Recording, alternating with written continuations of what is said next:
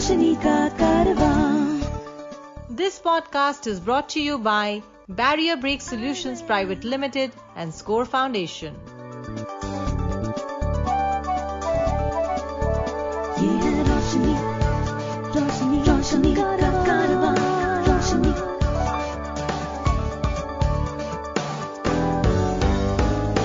Eyeway, ये है रोशनी का कारवां। Hi, my name is George Abraham and welcome to this episode of Eyeway Conversations. My guest today is Manushree Singh. She is the lead diversity and inclusion in India for Capgemini. Delighted, Manushree, to have you on the show. Thank you, George. It's a treat to be here and talking to you. And it's a journey, and I'm sure it's going to be a very insightful and enriching one. So look forward. So let's begin with the question about Capgemini. Tell us a little bit about the company, the products and services that you offer, the geographies in which you operate in India and internationally. Absolutely. So Capgemini is a global leader in consulting, digital transformation, technology and engineering services. And I must say that innovation is the key, and we are at the forefront of innovation to address the entire breadth of clients' opportunities in evolving world of cloud, digital and platforms. We come with a strong and a solid 50 plus years of heritage and industry specific expertise. We enable organizations to realize their own business ambitions through services ranging from strategy and design to operations. Capgemini is driven by conviction that the business value of technology comes from and through people. Capgemini's employee-targeted initiatives are in tune with our people-first philosophy. And we are a multicultural organization with about 270,000 employees in almost 50 countries. India being approximately 125,000 employees, and India becomes undoubtedly the single largest talent hub for us. In India, we spread across multiple locations like Mumbai, Bengaluru, Hyderabad, Pune, Chennai, Kolkata, Noida, Gurugram, Gandhinagar, Bhubaneswar, Trichy, Salem, and Coimbatore. So this is Capgemini for you, George. So Capgemini hires a number of people with disability. What prompted the company to actually start this hiring? To be very honest with you, George, and stating some facts, more than 1 billion people in the world are living with some form of disability, and that's 1 in 7 of us, right? 80% of these people acquire the disability between the ages of 18 and 64, which is the average working age for most. And sadly, they are 50% more likely to be unemployed. In India alone, there are over 2 crores 68 lakh persons with disabilities. Many of these people are of employable age, but only 9.8 million are employed. These stats are alarming. And why does this happen? There is a need for all of us to think about it, right? There is lack of accessible infrastructure and awareness. These people find it difficult to earn a decent living. To ensure their participation in the economic value creation process, it calls for awareness and competence building in a systematic and systemic way.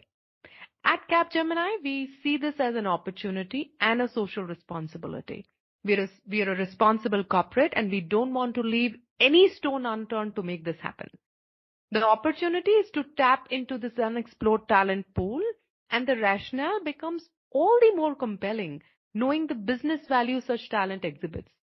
There are studies that have shown, and we all know that most successful organizations thrive on the base of diversity and inclusion. More innovation, more creativity, better output. In fact, such organizations have highly engaged and motivated workforce, if you look at it. And on the social responsibility dimension, providing employment to this section of society improves the social fabric that we are a part of. It is as simple as that. Another independent study puts the cost of overall social exclusion of people with disabilities at 3 to 7% of a nation's GDP. And hence, the imperative is real and urgent. And we all need to consciously move forward on this and make conscious efforts. It is one thing to decide to hire people with disability, but then, on the practical side of things, it's not the easiest thing to do because, disability does have a lot of challenges in terms of um, moving around, accessibility, and so on. So how did you as a company prepare for this move that you decided to go on? Sure. See, we are a completely committed organization to equality of opportunity and dignity at all, for all at work, irrespective of, their caste, race, gender, ethnicity, national origin, marital status, sexuality, disability, class, or age. I mean, any one of this, right? And we are an inclusive organization, and we ensure we provide an inclusive environment that makes everyone feel welcomed and valued for their contributions and for who they are. Uh, and we have Inclusive Leaders Forum, which is headed by senior leaders. And the forum meets on a regular basis to brainstorm and recognize the opportunities to improve the inclusion of persons with disabilities. We all work as one team to drive this, right from planning to hiring to inclusion of persons with disabilities and all other colleagues across all business units. We call our Persons with Disability Inclusion Program as Embracing Abilities, and our focus is more on abilities of a person rather than their disability. We run up Persons with Disability Inclusion with 4 pillars, George. First being accessibility, second is focus on their career, third is engagement, and fourth is evangelism. We started with physical accessibility and ensured all our buildings are equipped with ramps, accessible lifts, disabled-friendly washrooms, and other infrastructural provisions to enable a barrier-free environment for our colleagues and help them deliver their best at the workplace. On the IT and the digital accessibility front, we ensured that all the internal communications and the internet is updated with the WCAG 2-point guidelines, and we are compliant on that. And all our internal communication spokes are also trained on building accessible communication. This sounds small, but it's extremely important and the basic that we need to do. Apart from these, we conduct sessions with our leaders and employees on how to build inclusive workplaces. There are periodic sensitization drives that we conduct with security staff, vendor partners, etc. We spread awareness through observing days of importance like IDPWD, Autism Awareness Day, the World Thalassemia Day, etc., by conducting stage plays, theaters, awareness kiosks, etc. It's so important that you're creative in even sending the message across so that it is received the way you want people to receive it, right? And we are committed to the PwD inclusion and promoting inclusivity in the society. As a part of this commitment, we've signed up with the Valuable 500. I'm sure you've heard about it. Yeah. And we actively participate and promote inclusivity in the society through industry and customer connect as well. And one of it is something that we are doing together now. We also participate in various webinars with ASSOCHAM, CII, IBDN, NCPEDP, UNGCI, Sarthak Education Trust, NASCOM, and many more. And we've been awarded the second runners-up in the Best Employer for Persons with Disability by ASSOCHAM in 2019 and 2021 as well.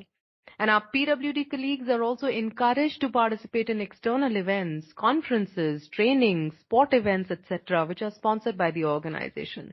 So we're all in there, standing tall together, evolving and wanting to make this happen not only for the organization but the larger society as well. Sounds very impressive, Manushree, and you spoke one of my favorite lines, focusing on the ability rather than the disability. I think that's the way to go. So what are the categories of disability that you actually focus on when you hire?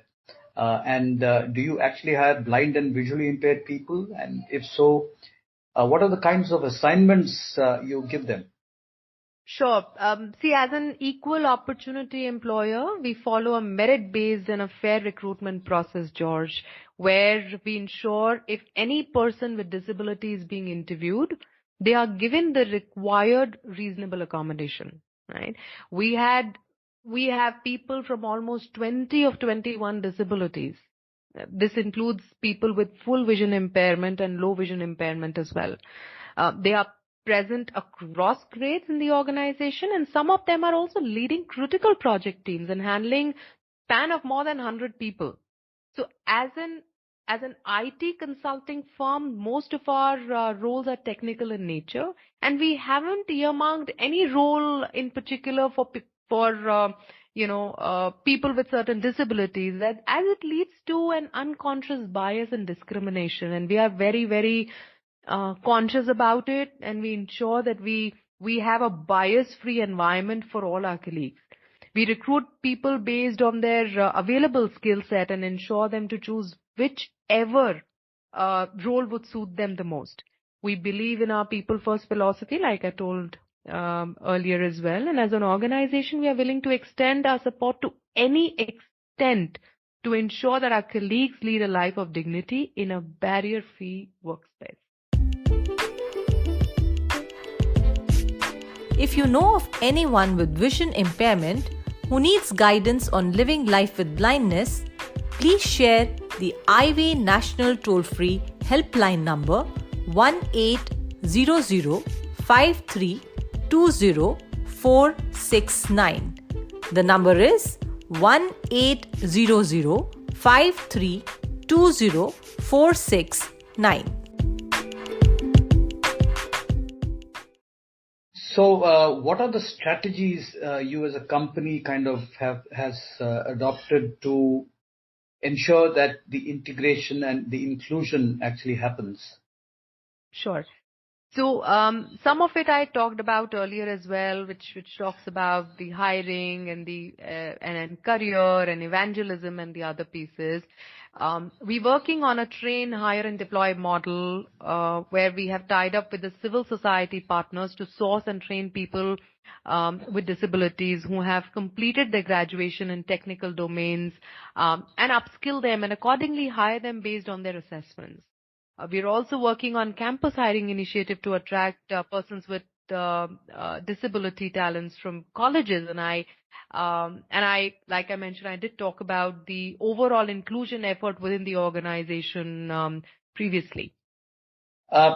It's one thing to hire. A number of companies actually do hire, and many of the people with disability in many of the companies are normally at the starting point, and growth within the company is a challenge. What are the prospects of people with disability you hire to move up in the company? What are the plans you have for them? Sure. See, we're a fair and a transparent organization that hires and promotes people on their merit. And specifically when it comes to persons with disability, from the career development aspect, we have redefined the learning and development policy to support every individual to grow and flourish in the organization. Learning must not stop. What is important is that your learning content and the ways of delivering trainings is accessible.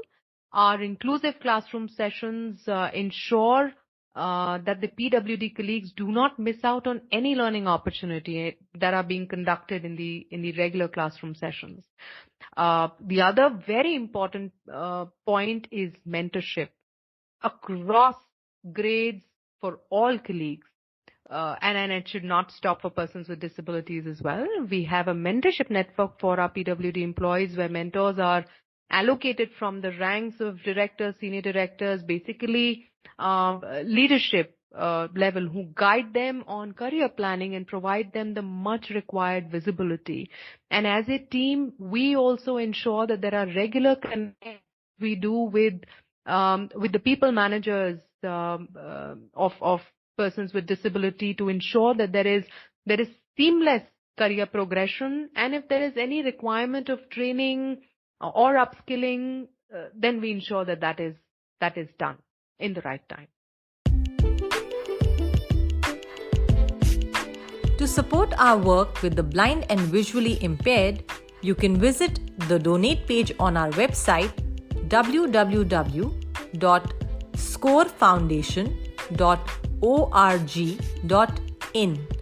Please note www.scorefoundation.org.in. Now, you have been working with people with disability in the company for a while. You have the experience. So when you look at the time that you've had over the years, what are some of the challenges and what are the learnings that you have acquired? And this obviously would help you as you move forward. Absolutely.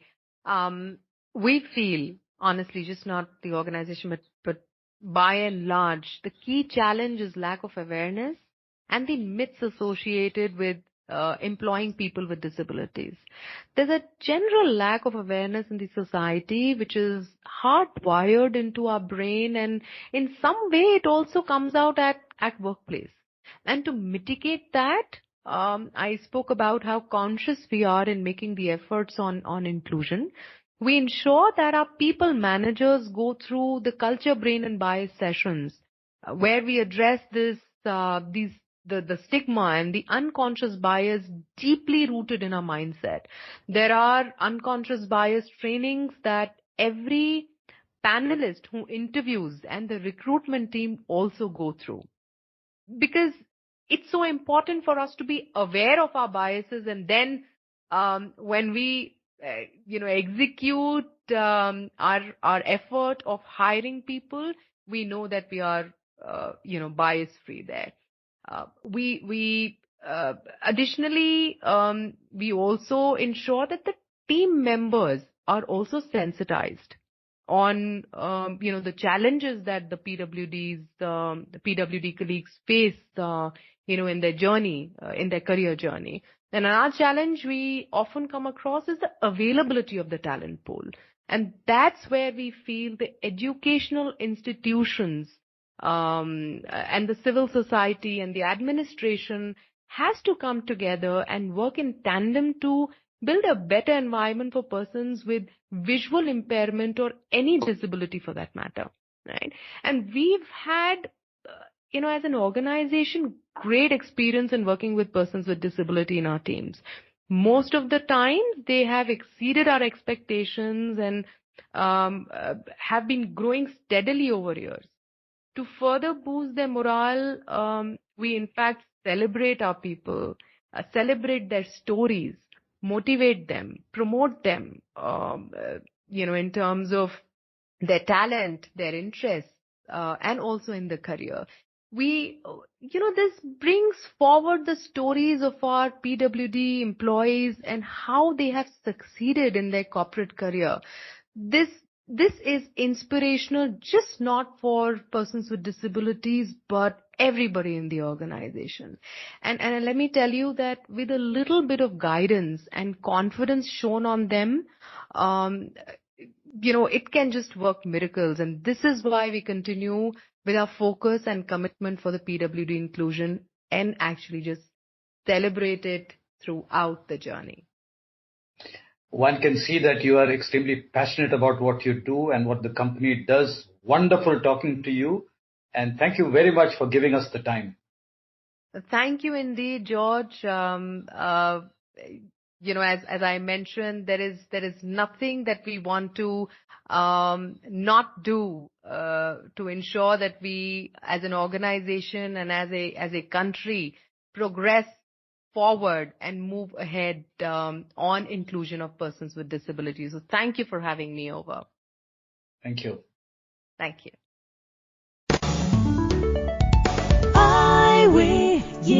रोशनी का कारवां।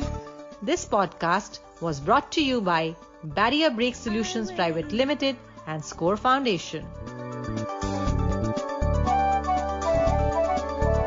ये है रोशनी, रोशनी, रोशनी का